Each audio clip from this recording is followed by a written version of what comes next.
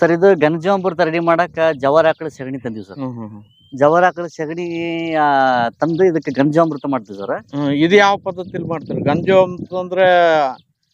ಘನಜೀವಾಮೃತ 2 ಪದ್ಧತಿ ಅದಾವ ಸರ್. ಒಂದು ಈ ಇದ ಸಗಣಿಗೆ ಏನೈತಲ್ಲ ಸರ್, ಈ ಘನಜೀವಾಮೃತ ಪ್ರಿಪರೇಷನ್ ಆಗ್ಬೇಕಂದ್ರೆ ಎಷ್ಟು ದಿನ ಬೇಕ್ರಿ ಸರ್? ಈಗ 2 ಮೆಥಡ್ ಅದಾವ ಸರ್. ಒಂದ್ ಮೆಥಡ್ ನ ರೆಡಿ ಆಗ್ಬೇಕಂದ್ರೆ ಏನ್ ಸರ್, 1 ವಾರ ಐತಿ ಸರ್. ಇನ್ನೊಂದ್ ಮೆಥಡ್ ನ ರೆಡಿ ಆಗ್ಬೇಕಂದ್ರೆ 2 ದಿವಸ ಐತಿ ಸರ್. 2 ದಿವಸ ರೀ. ಒಂದ್ ಮೆಥಡ್ ನಾಗ ನಾಟ್ ಮಾಡೋದೇನ್ ಸರ್, 8 ಇಂಚ್ ಹೈಟ್ ಮಾಡ್ಕೋಬೇಕು ಸರ್. ಇದನ್ನ ಸಗಣಿ ಗೊಬ್ಬರ ಹರಡಿ ಇದಕ್ಕೆ ಏನೈತಲ್ಲ ಸರ್, ಅವ್ರು ಪಾಳಕರ್ಸ ಪ್ರಮಾಣ ಹೆಂಗ್ ಹೇಳ್ತಾರ ಸರ್, 100 kg ಸಗಣಿಗೆ ಸರ್ 2 kg ಬೆಲ್ಲ ಸರ್, 2 kg ದ್ವಿದಳ ಹಿಟ್ಟು ಸರ್, 10 ಲೀಟರ್ ಗೋಮೂತ್ರ ಸರ್.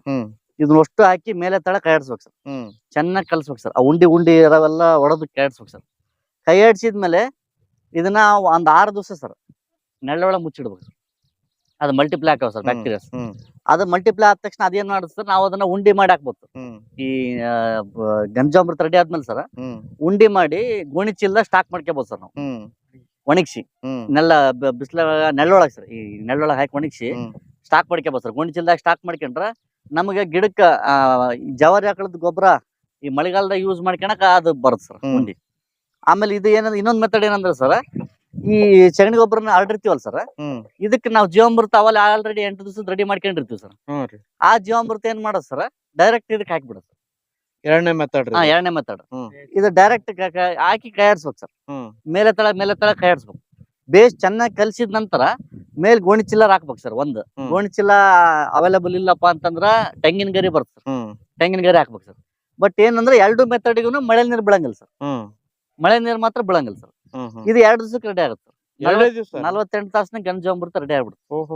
ಇದು ರೆಡಿ ಆದ ತಕ್ಷಣ ಇಮಿಡಿಯೇಟ್ ನೀವು ಡೈರೆಕ್ಟ್ ಗಿಡಕ್ಕೆ ಹಾಕ್ಬೋದು ಸರ್. ಈಗ ಮಿಥೇನ್ ಗ್ಯಾಸ್ ಇರ್ತದ ಅದ್ರೊಳಗ, ಅದು ಹೋಗ್ಬೇಕು, ಈಟ ಹೋಗ್ಬೇಕು ಅಂತ ಹೇಳ್ತಿರ್ತಾರ. ಅಂದ್ರೆ ನಮ್ದು ಗೊಬ್ಬರದ ಹಳೇದ್ ಇರುತ್ತಲ್ಲ ಸರ್, ಅವಲ್ಲೇ ಈ ನಮ್ದು ಗೊಬ್ಬರ ಫ್ರೆಶ್ ಅಲ್ಲ ಸರ್. ಇದು ನಮ್ದು ಆಕ್ಚುಲಿ 3 ತಿಂಗಳು ಸರ್. 3 ತಿಂಗಳು ಗೊಬ್ಬರ ಸರ್. ಇದು ನಮ್ದು ಅವಲ್ಲೇ ಮಿಥೇನ್ ಗ್ಯಾಸ್ ಅನ್ನಕ್ಕೆ ಸರ್, ಅವಲ್ಲೇ ಅಲ್ಲೇ ಹೋಗಿರುತ್ತೆ ಸರ್ ಮಿಥೇನ್ ಗ್ಯಾಸ್ ಲ್ಯಾಂಡ್ ಒಳಗನ. ಇದನ್ನ ತಾಂಬಂದ್ ನಾವೇನ್ ಮಾಡ್ತೀವಿ ಸರ್, ಈಗ ಮೇಲ್ ತಳ ಕೈ ಆಡಿಸ್ತೀವಲ್ಲ ಸರ್, ಅದು ಗ್ಯಾಸ್ ಅವಲ್ಲೇ ರಿಲೀಸ್ ಆಗಿರುತ್ತೆ ಸರ್. ಅವಾಗ ಏನ್ ಮಾಡ್ತೀವಿ ಸರ್, ಇದನ್ನ ಅಷ್ಟು ಹರಡ್ಕೊಂಡು ಮೇಲೆ ತೆಂಗಿನ ಗರಿ ಹಾಕಿ ಮುಚ್ಚಿಡ್ತೀವಿ ಸರ್. 48 ತಾಸು ಆದ ತಕ್ಷಣ ರೆಡಿ ಆಗುತ್ತೆ ಸರ್. ಅದನ್ನ ಇನ್ನೊಂದನ್ನು ಮಾಡ್ಬೋದು ಸರ್. ಇದನ್ನ ರೆಡಿ ಆಗಿರುತ್ತಲ್ಲ ಸರ್, ಒಣಗಿಸಿ ಸರ್, ಕುಳ್ಳು ಹೊಡೆದು ಒಣಗಿಸಿ ಅದನ್ನ ಜರಡಿ ಇಡುತ್ತೆ ಸರ್.